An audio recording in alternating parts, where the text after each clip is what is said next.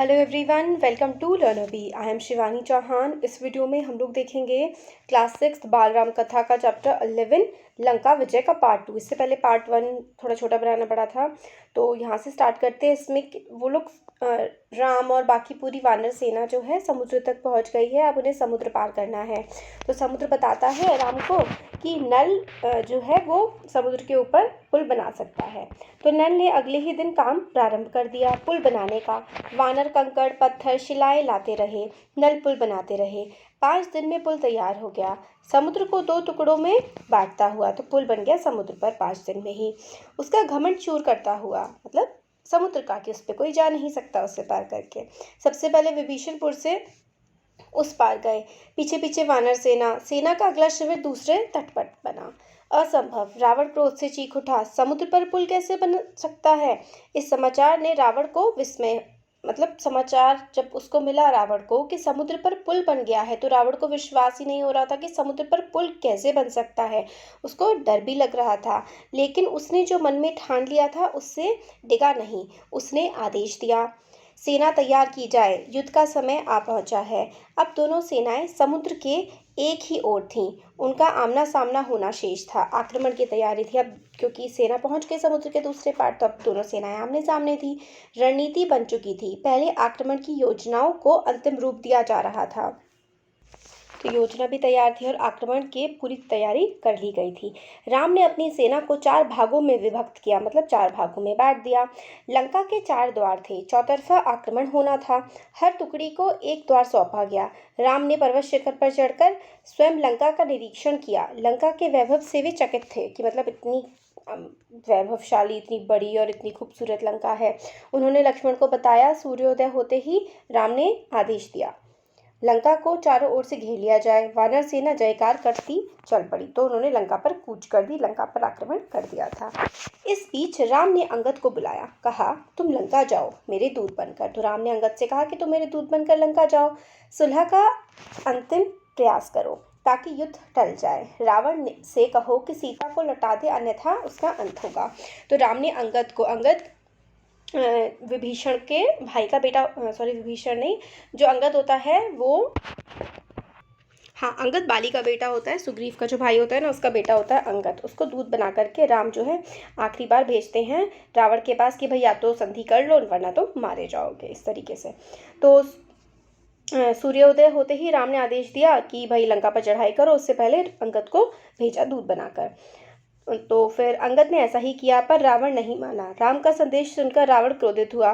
कुछ राक्षसों ने उस पर आक्रमण किया। अंगद वहां से बचकर राम के पास पहुंचे। कहा, रावण को कोई पश्चाताप नहीं है, वह हमारे साथ सुलह के लिए तैयार नहीं है, युद्ध चाहता है। अब युद्ध ही एकमात्र विकल्प है।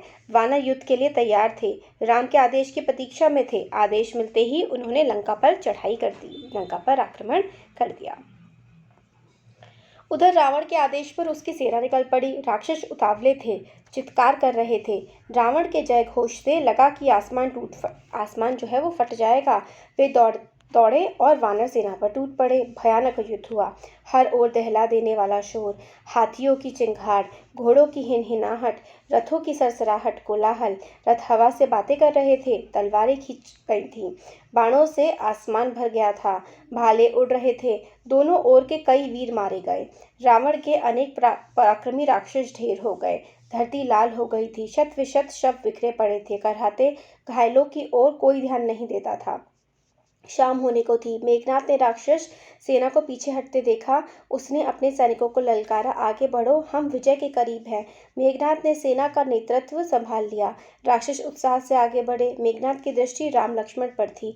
वह छिपकर युद्ध करता था, मायावी था, किसी को दिखाई नहीं पड़ता था। उसके बाण राम और लक्ष्मण को लगे, वहीं दोनों मूर्छित होकर गिर पड़े।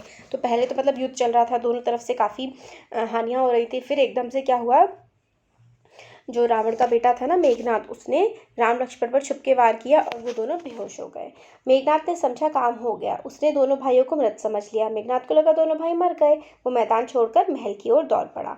रावण को इसकी सूचना देने। रण क्षेत्र में वानर राम लक्ष्मण के पास एकत्र हो गए। वे चिंतित थे अशुभ की आकांक्षा से कि भाई इनको सच में ही कुछ ना हो जाए, तो काफ़ी ज़्यादा वानर परेशान थे।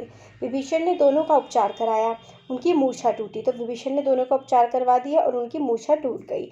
वे खड़े हुए तो वानर दल हर्ष ध्वनि करने लगा। अगले दिन युद्ध के लिए तैयार। फिर वो दोनों ठीक हो गए और फिर युद्ध के लिए तैयार हो गए। रावण की सेना के महाबली एक एक कर मारे जा रहे थे। धूम्राक्ष मारा गया, व्रजदष्ट धरती पर गिर पड़ा, अकंपन कुचल कर मारा गया, प्रहस्त को नील ने ध्वस्त कर दिया। रावण को इसकी सूचनाएं मिलती रहीं। वह घबरा गया, हड़बड़ाकर उठा और स्वयं कमान संभाल ली। पहली मुठभेड़ में वह लक्ष्मण पर भारी पड़ा, लेकिन राम के बाणों ने उसका मुकुट धरती पर गिरा दिया। वह लज्जित होकर लौट गया। तो रावण अब खुद भी युद्ध करने आ गया था। तो लक्ष्मण और राम के बाण से उसका मुकुट धरती पर गिर गया। उसको बड़ी बेशर्मी सी महसूस हुई और वो चला गया वहाँ से। अब तक रावण को राम की शक्ति का कुछ अनुमान हो गया था। तब उसे कोई और रास्ता नहीं सूझा तो उसने कुंभकर्ण को जगाया। वह महाबली था पर 6 महीने सोता था। कुंभकर्ण दुर्ग से बाहर आया तो कुंभकर्ण को उठा लिया। वो 6 महीने सोता था तो उसको नींद से जगाना पड़ा। उसे देखते ही वानर सेना में खलबली मच गई। वे उसे रोकने में अक्षम थे। उसने हनुमान और अंगद को घायल कर दिया। तो मतलब इतना कुंभकर्ण इतना अच्छा वॉरियर था, उसने हनुमान तक को भी घायल कर दिया था, अंगद को भी घायल कर दिया था। बाकी वानर भी बहुत डर रहे थे उससे। उन्होंने राम की ओर देखा, सब वानरों ने। फिर दोनों भाइयों ने बाणों की वर्षा कर उसे मार दिया, मगर विभीषण इन लोगों ने जो है कुंभकर्ण को भी मार दिया, राम लक्ष्मण ने। कुंभकर्ण रणभूमि के अंक में सो गया सदा के लिए और वो मर गया। रावण निराश हो गया। कुंभकर्ण पर उसे गर्व था। वह उसे अपना दाहिना हाथ मानता था। उसे लगा कि अब लंका में वीर नहीं है, वह अनाथ हो गया है। मेघनाथ ने रावण को सहारा दिया। मेरे रहते आप क्यों चिंता करते हैं? मुझे युद्ध की अनुमति दे, मैं दोनों भाइयों को मारकर आपके चरणों में रख दूंगा। तो फिर मेघनाथ ने कहा कि आपके परेशान हो रहे हैं, मैं दोनों भाइयों को राम लक्ष्मण को मारकर आपके पैरों में ला के रख दूंगा। मेघनाथ और लक्ष्मण का भीषण युद्ध हुआ। मेघनाथ पराक्रमी था, उसने एक बार इंद्र को परास्त कर दिया और इंद्रजीत कहलाया। उसके बाणों ने कई प्रमुख वानरों को घायल कर दिया। मेघनाथ को रोक पाना वानर सेना के बूते की बात नहीं थी। तो बहुत ही अच्छा वॉरियर था, उसको रोक पाना आसान काम नहीं था। जो भी आसपास होता ध्वस्त हो जाता, हार जाता उससे। वानर सेना मेघनाथ की गति और शक्ति से चकित थी। चमत्कृत उसके मन में निराशा बैठती जा रही थी। उनके मन में मतलब वानर सेना के मन में कि भाई ये तो जीते ही मतलब हारे नहीं हार रहा है। जब लक्ष्मण ने उसे चुनौती दी, दोनों का निशाना अचूक था। बाण हवा में टकराते और नष्ट हो जाते। अचानक लक्ष्मण को एक बाण लगा। वह घायल हो गया, झुक गया। लक्ष्मण ने ताबड़तोड़ बाणों की वर्षा कर दी। आगे बढ़ना कठिन था। मेघनाथ पीछे मुड़ा, महल की ओर भागा। लक्ष्मण ने कुछ दूर तक उसका पीछा किया, फिर रुक गया। मेघनाथ महल में घुस गया। लक्ष्मण को महल की संरचना नहीं पता थी, रास्ता नहीं मालूम था। विभीषण लक्ष्मण की दुविधा समझ गए। उन्होंने एक गुप्त मार्ग दिखाया, शेष काम आसान था। मेघनाथ महल में ही मारा गया। तो विभीषण ने बता दिया कि किस तरीके कहाँ रास्ते में जाना है। तो लक्ष्मण जो है पीछा करते करते मेघनाथ को महल तक पहुंच गए और मेघनाथ को उन्होंने मार दिया। अपने ज्येष्ठ पुत्र, अपने सबसे बड़े बेटे की मृत्यु की खबर सुनकर रावण एकदम टूट गया, विलाप करने लगा, मूर्छित हो गया, मतलब बेहोश हो गया। होश आया तो उसकी दशा पागलों जैसी थी। क्रोध से बिलबिलाता हुआ, लंका अनाथ हो गई। अब उसका कोई सहारा नहीं। अब मैं स्वयं रण क्षेत्र में जाऊंगा। तो अब तो कोई और बचा ही नहीं था, तो अब खुद ही वो रण क्षेत्र में गया रावण। लक्ष्मण के साथ वानर सेना भी महल में प्रवेश कर गई। तो लक्ष्मण के साथ वानर सेना अब महल के अंदर आ गई थी। उनके हाथों में जलती हुई मशालें थीं।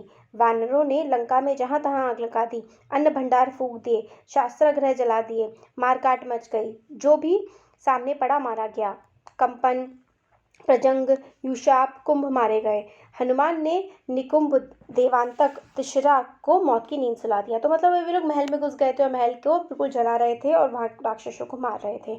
अंगद ने नरांतक का काम तमाम किया। लक्ष्मण ने अतिकाय का सर काट दिया।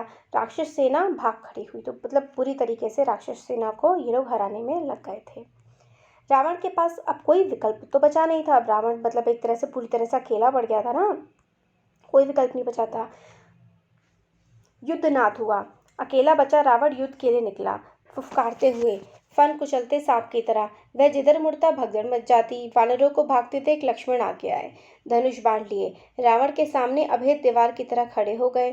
थोड़ी ही देर में विभीषण वहां पहुंच गए, उसके बाद राम। उनके सामने राम की एक ना चली। रावण की एक ना चली, मतलब लक्ष्मण जिस तरीके से बाण चला रहे थे और घायल कर रहे थे तो रावण की बिल्कुल नहीं चल रही थी। विभीषण को राम की सेना में देख रावण उबल गया। तो विभीषण को जब रावण ने देखा राम की सेना में तो उससे बड़ा गुस्सा आया। उसके लिए यह देशद्रोह था, छोटे भाई का विश्वासघात। उसने विभीषण पर निशाना लगाया। लक्ष्मण ने वह बाण बीच में ही काट दिया। उसने दूसरा घातक बाण चलाया। इस बार लक्ष्मण बीच में आ गए। उन्होंने विभीषण को अपने पीछे छिपा लिया।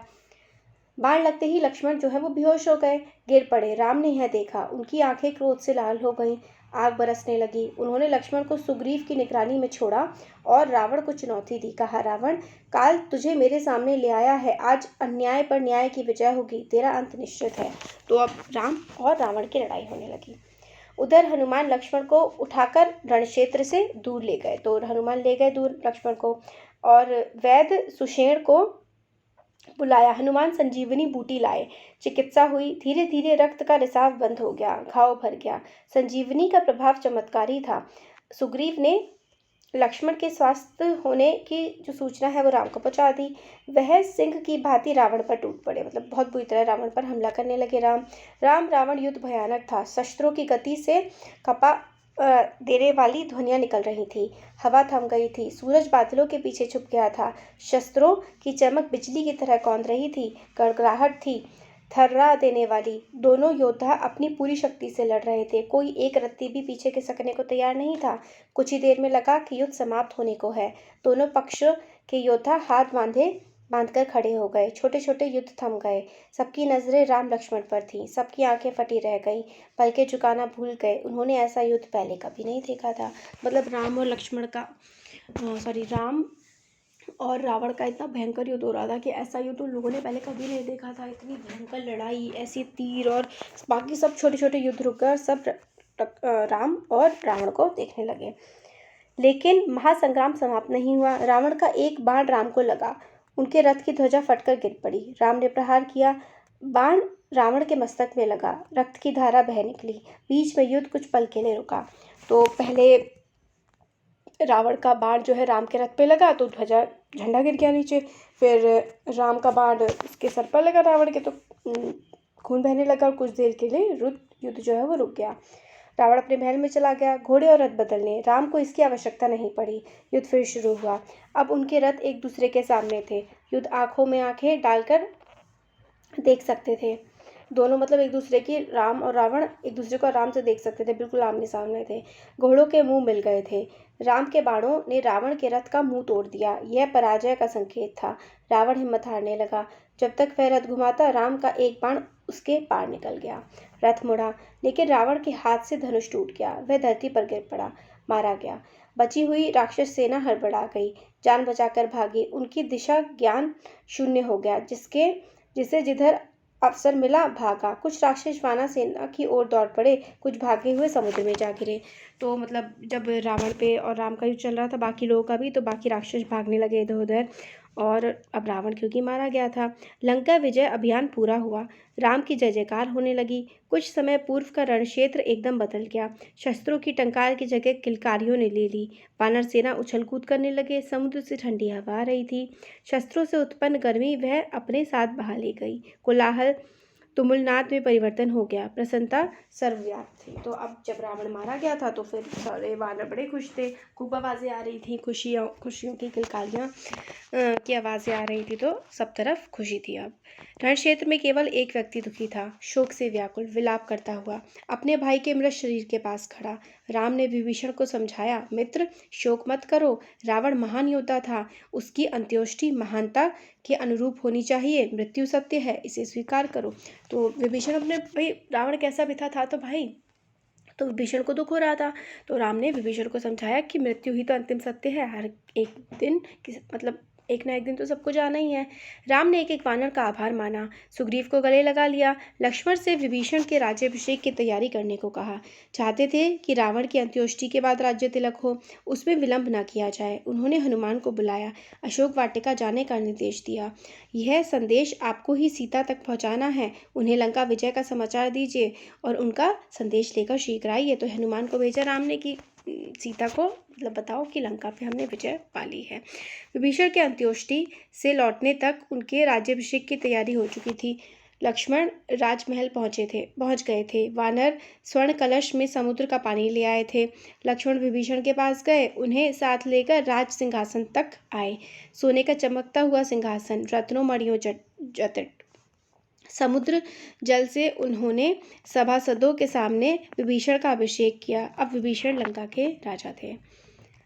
इस बीच हनुमान अशोक वाटिका से लौट आए राम के पास। उन्होंने कहा, माता सीता लंका विजय का समाचार सुनकर प्रसन्न हुई। वे आपसे मिलने के लिए अधीर हैं। तो वही सीता राम से मिलने के लिए बेचैन हो रही थी। तब तक विभीषण वहीं आ गए। राम उनकी ओर मुड़े, कहा, लंकापति सीता अब भी आपकी अशोक वाटिका में हैं, उन्हें यहाँ लाने की व्यवस्था की जाए। तो विभीषण से कहा राम ने कि सीता को लाने की कृपया व्यवस्था करें। वानर सेना चुहल कर रही थी, अटखेलियों में लगी थी। राम का निर्देश सुनकर उनकी उत्सुकता बढ़ गई। सुग्रीव, जामवंत और नंदनील भी उत्सुक थे। अंगद को प्रतीक्षा थी, हनुमान को छोड़कर किसी ने सीता को नहीं देखा था। तो अब सीता माता के दर्शन करना चाहते थे सब। सीता आई तो सबको अपनी कल्पनाओं से अधिक लगी। सुंदर, सौम्य, शांत। उस सुंदरता में 1 वर्ष बाद पति से मिलन की प्रसन्नता शामिल थी। कष्ट इतिहास हो गया था। तो कि अब कष्ट जो था, जो परेशानियां थी, अब वो इतिहास हो चुकी थी, खत्म हो चुका था वो। अब तो वो अपने पति के साथ थी। तो देखिए रावण के साथ दस्तर है ना। तो ये 11th चैप्टर हमारा कंप्लीट हो गया है और अब एक चैप्टर और बचा है लास्ट का। तो कैसा लगा वीडियो ज़रूर बताइएगा। अच्छा लगा तो लाइक करिए, चैनल को सब्सक्राइब करिए, अपने फ्रेंड्स के साथ शेयर करिए। Thank you.